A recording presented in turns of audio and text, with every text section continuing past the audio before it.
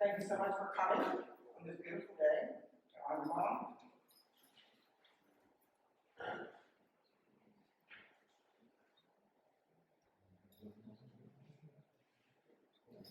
To start off, I'd like to introduce Charlene, as my mother would say. Oh, Charlene! I would like to say a few words to you.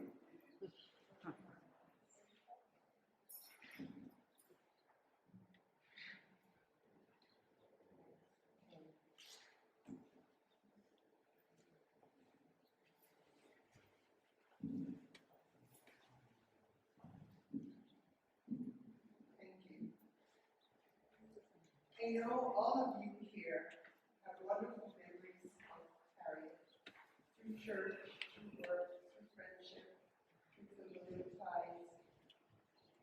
I am so honored to have this opportunity to share my thoughts with you. And so what I did was I wrote, can you hear me? Yes. What I did was I wrote a letter to Harriet, okay?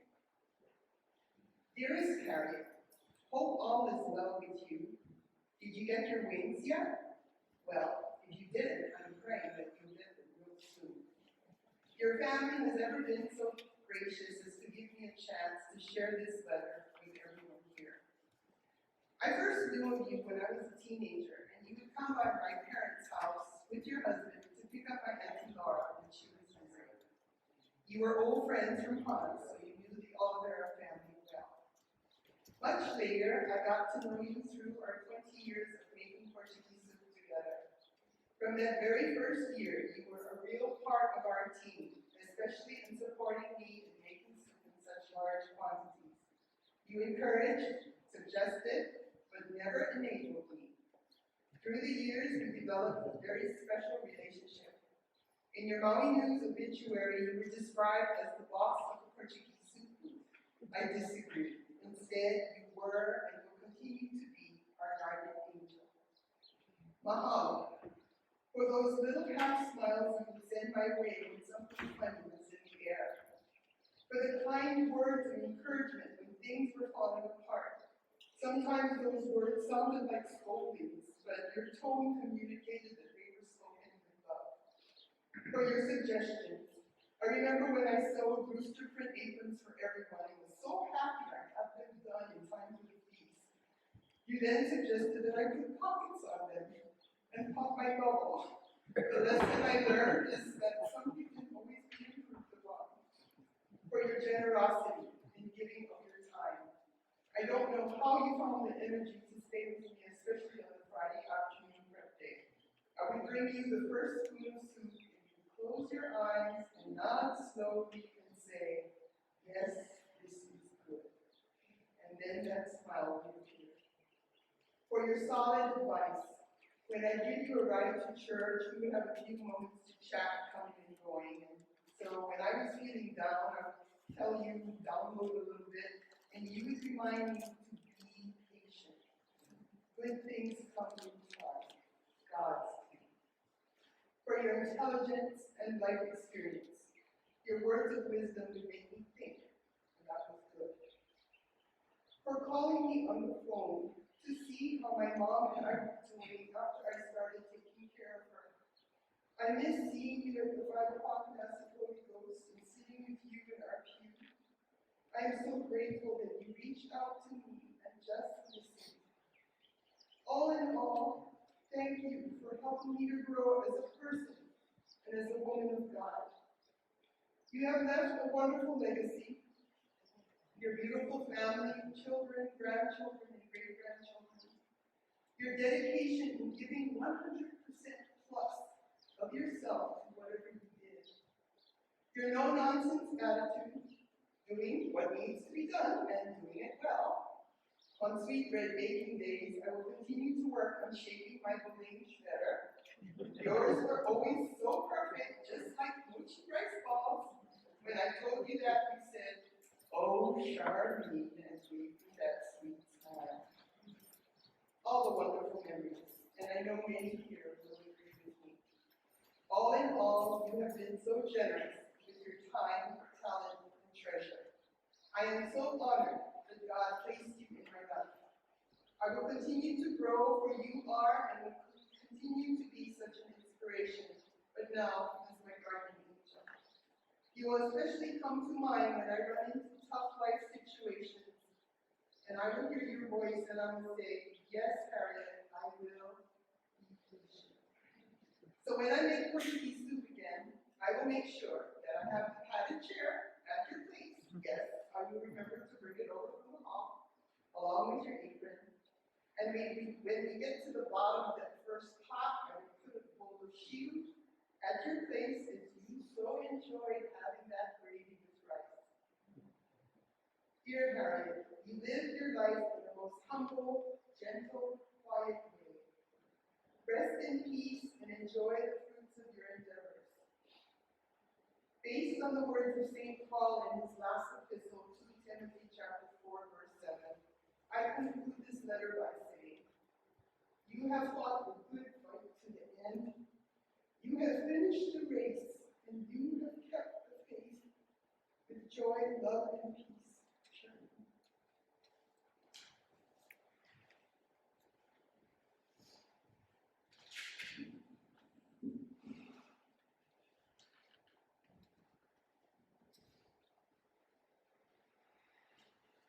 Thank you, Charlene, that was beautiful. I would now like to introduce my brother Gary, who will continue with the eulogy. Thank you.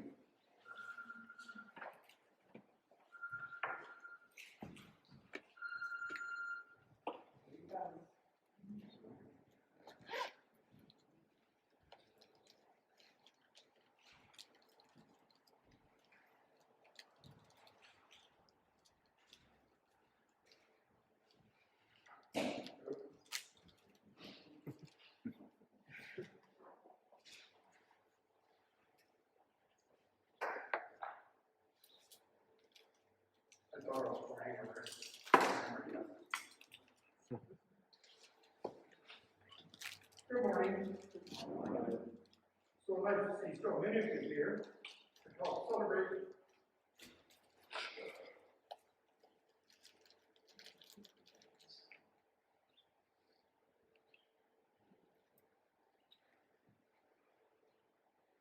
To help celebrate the departure of Harriet Tavares from this earthly home of 99 years to life everlasting with God the Father, Jesus Christ, His only begotten Son, and the Holy Spirit. I will attempt to present you a brief life journey of our mother.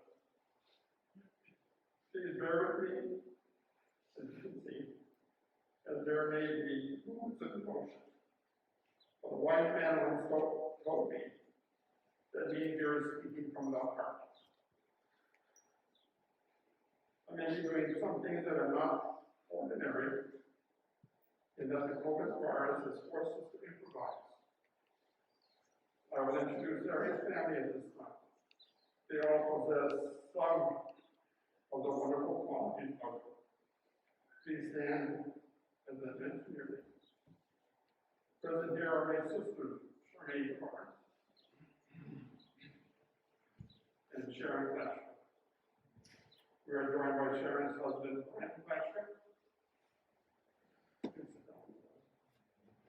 and their son, Mark, and his wife, Nancy. Scott Fletcher, their other son, was not able to be here today. My wife, Diana, and our three sons. There are some from Santa Rosa, California. Jared from Raleigh, Texas, and Jonathan from Sparta. And one special guest who will hold the eulogy. Mom has 10 great grandchildren. Mark's daughter, Catherine, Harrison's daughters, Taylor, Alexis, Anna, Allison, and Vicente. Jared's sons, Donna and David, Jonathan's daughters, Phelan and Kenny, and son, Kenneth. Mom's legacy will live on for her grandsons. Mark has her sense of responsibility and integrity. Scott has her kindness and caring for others. Harrison has her love and devotion to children. Jared has her good nature and love of laughter. Jonathan has her helpfulness and willingness to continue with our need. And I'm sure these traits will be passed on to their great grandchildren. Tom was born on February 9, 1921, in Honolulu, to her parents, Jiro and Nina Tanaka. She was the youngest of 11 siblings, many nieces and nephews, and grandnieces and nephews. She was a favorite sister, niece, cousin, sister-in-law, aunt, grandmother. The advantage of being the youngest, as I call her. Mama attended high school and graduated from the Pacific Institute in Honolulu in 1939. She was awarded an athletic scholarship for tennis to be able to attend NPR. She also had to work in the cafeteria as part of the scholarship. That was probably why she was such a great player. Upon graduation, she returned to Hana and went to work as a secretary office manager for the Hana police station. Well, that's about the end of her biological stuff. Now for the fun. December 21st, 1942, is the first of two important days for our entire family. That's Mom and Dad's wedding day. Back in 1942, Dad, Animal, was promoted to police sergeant and commander of the Hana division. Shortly thereafter, he got in his car and headed to his new assignment. After driving for a while, he stopped at the village and asked directions to the Hana police station. The fellow said, "Sergeant, this is K9, not Hana. Are you the new police commander? Oh, wait." He ventured on and found the station. Upon entering the station, he saw the boss and immediately knew who his wife was. After a relatively short courtship, they decided to be married. Dad is Catholic, Mom was not. Big problem. They quickly arranged for lessons in Wailuku, and after a marathon session, she was baptized Catholic, and they were able to be married at the Catholic Church on December 21st, 1942. They were married for 56 years until death. My sisters were born in Hana, and I was born in Molokai, while Dad was a police officer. Leaving Molokai, they began their lifelong trip around Hana.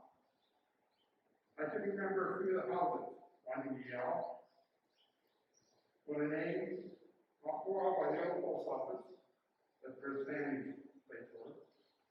Makua below St. Joseph Church, Kalama Hill, then up to Honolulu, then back to Wailuku, then back to Honolulu, then back to Maui, Molokai, and finally to Honolulu Place in.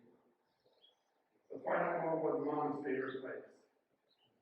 Here she made so many friends like I think Mom being convert to Catholicism, she took her religion very seriously. As many of you know, she was very devout.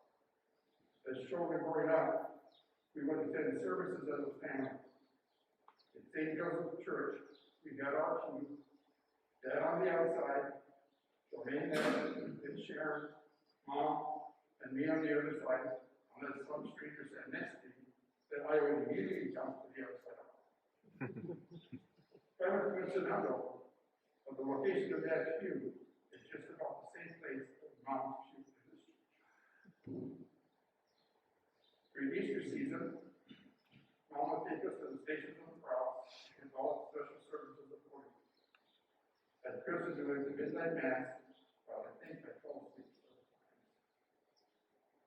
But these church events cannot hold a candle to the Holy Ghost Church. Yes, I am talking about the feast.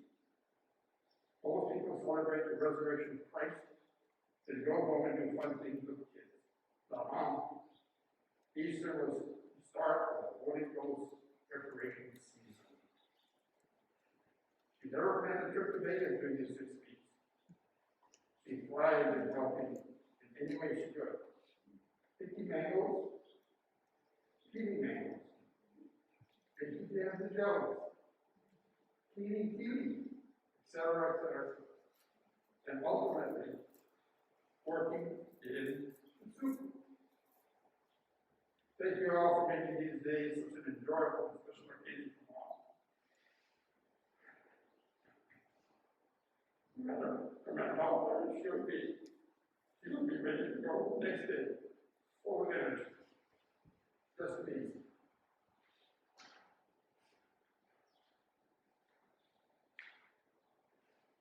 The feast involvement was nothing like compared to being a red lady. She looked forward to red days. Up at the crack of dawn, off to the kitchen. It was only later that I found out that her job to tie the wire around the red wrapper. The last job in the whole process other than delivery. No need to be there so early. But she enjoyed all of you and your company and all the chit chat that went on. It was very social. Growing up, Mom was loving and strict. She was cook, cleaner, nurse, friend, roommate, gentle, dedicated, supportive, fun, silly, and confident. She was level-headed and calm, even in emergencies. Once, Sharon cut her finger real bad. We called Mom at her hairdresser in a panic. Mom asked if she was bleeding, and if so, make sure not to get any of her blood on the rug. She'll be home with her hair is done. Yes, she was strict with us. Mom expected us to obey her. Once on Mother's Day, when we lived below St. Joseph Church, the three of us had to go and play. We lived over by the county garage. It was lots of open fields. We weren't supposed to go over there, but to stay in our yard.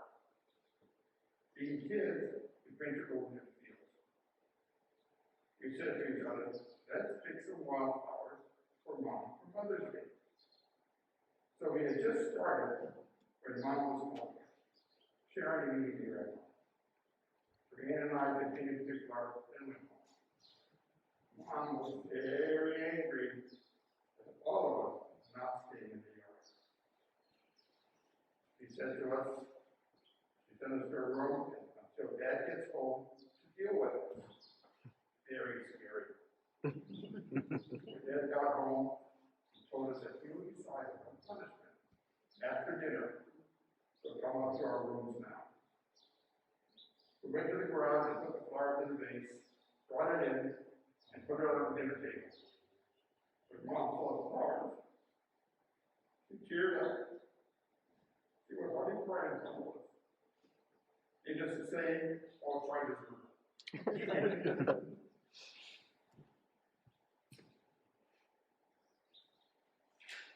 Mom was supportive of all of us. She would help us with our homework and school projects. She would also be supportive of Dad. I remember hearing them talking to each other almost every evening.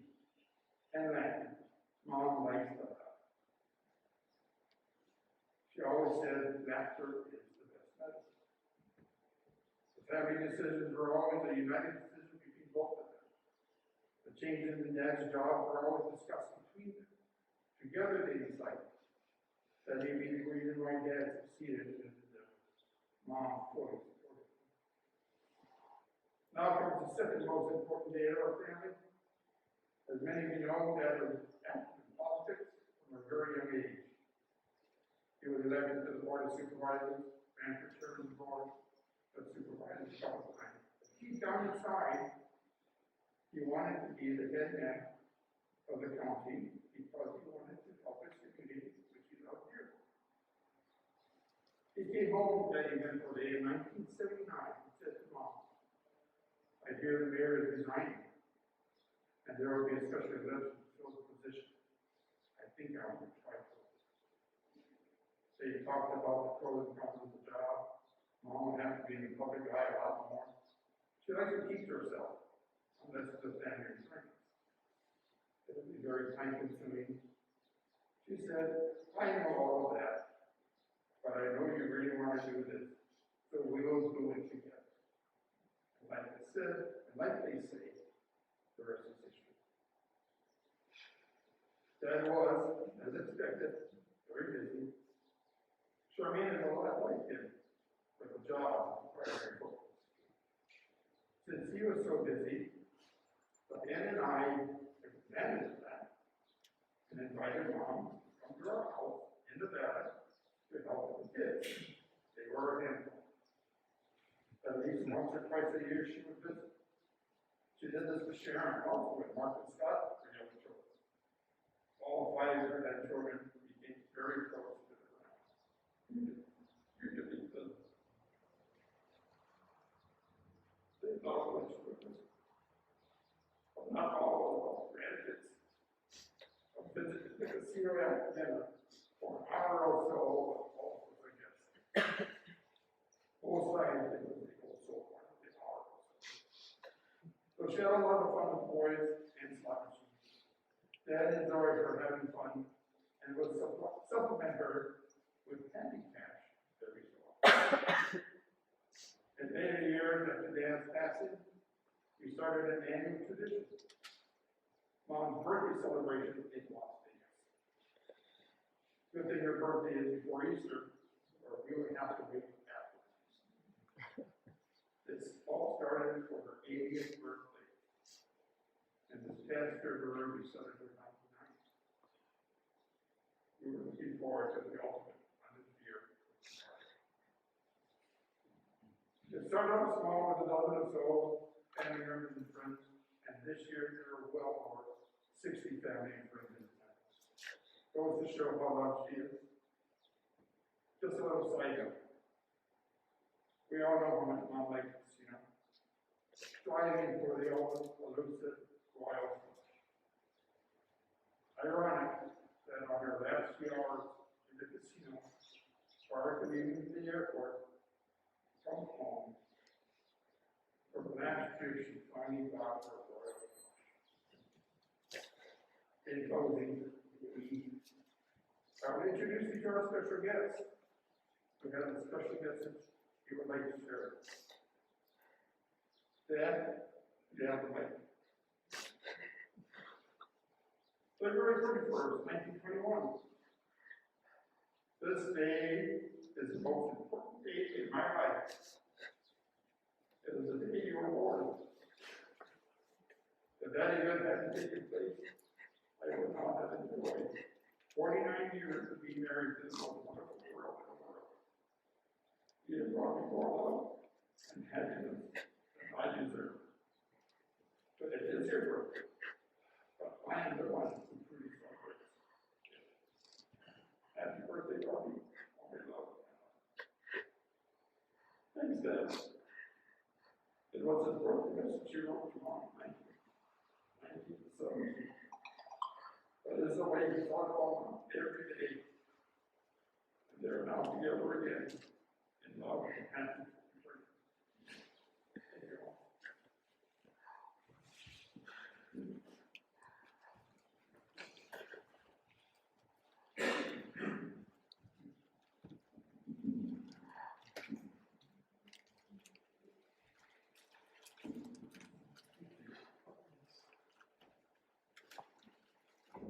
I am the last person here, because everybody has heard enough from me in all my years before. I just wanted to close our portion of the program by thanking all of you for being such a wonderful friend and family to one another.